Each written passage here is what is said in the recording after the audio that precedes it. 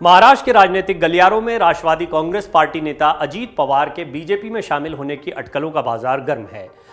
कयासों के इसी बाजार के बीच में अजीत पवार ने एक बार फिर पीएम मोदी के पक्ष में अपना समर्थन दिया है और कांग्रेस को गलत बताया है। पवार ने कहा, देश के प्रधानमंत्री को लेकर ऐसा बयान देना ठीक नहीं।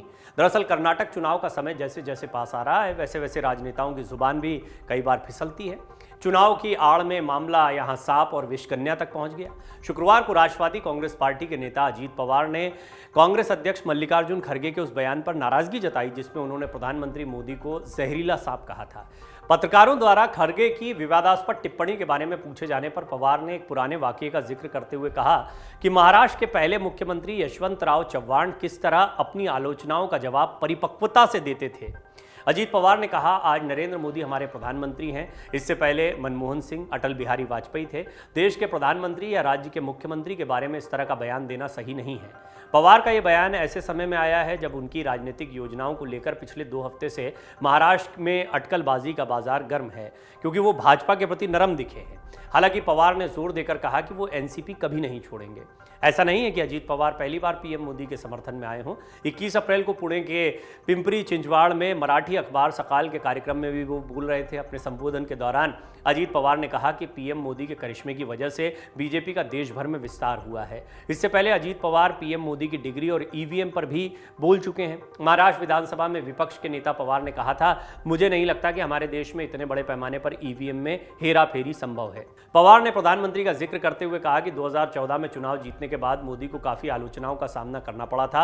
हालांकि ये तथ्य है कि वो जनता के बीच बहुत लोकप्रिय हो गए और भाजपा ने उनकी वजह से कई राज्यों में अपने चुनाव जीते हैं। उन्होंने ये भी कहा कि प्रधानमंत्री मोदी के नेतृत्व में भाजपा ने 2019 के चुनाव में 2014 के कारनामे को दोहराया। पवार ने इस बात पर भी हैरानी जताई कि 9 साल सत्ता में रहने के बाद प्रधानमंत्री की शैक्षणिक योग्यता पर सवाल उठाने का क्या मतलब है। ये सवाल तब उठा था जब उनकी डिग्री को लेकर सवाल उठाए जा रहे थे, तो इस पर भी उनका स्टैंड विपक्ष के स्टैंड से अलग दिखाई दिया। जब देश के सामने बेरोजगारी, महंगाई, किसानों के मुद्दे आदि जैसे बड़े मुद्दे हैं, तब प्रधानमंत्री की शैक्षणिक योग्यता के ऊपर सवाल क्यों खड़े किए जाते हैं। खड़गे का बयान था, काफ़ी चर्चा का विषय रहा। इस पर सफाई भी जो है वो भी आई। कर्नाटक विधानसभा चुनाव प्रचार के दौरान कांग्रेस अध्यक्ष ने गुरुवार को पीएम नरेंद्र मोदी के खिलाफ विवादित बयान दिया। उन्होंने कथित तौर पर पीएम मोदी की तुलना जहरीले सांप से कर दी। उनके इस बयान की बीजेपी ने तीखी आलोचना की, लेकिन बयान पर विवाद बढ़ते देख खड़गे ने जल्द ही इस पर सफाई भी दे दी। उन्होंने कहा था कि बीजेपी की विचारधारा विभाजनकारी, वैमनस्यपूर्ण, गरीबों और दलितों के प्रति नफरत और पूर्वाग्रह से भरी है। मैंने इसी नफरत और द्वेष की राजनीति की चर्चा की थी। मैंने उनके यानी पीएम मोदी के बारे में निजी व्यक्तिगत टिप्पणी नहीं की थी।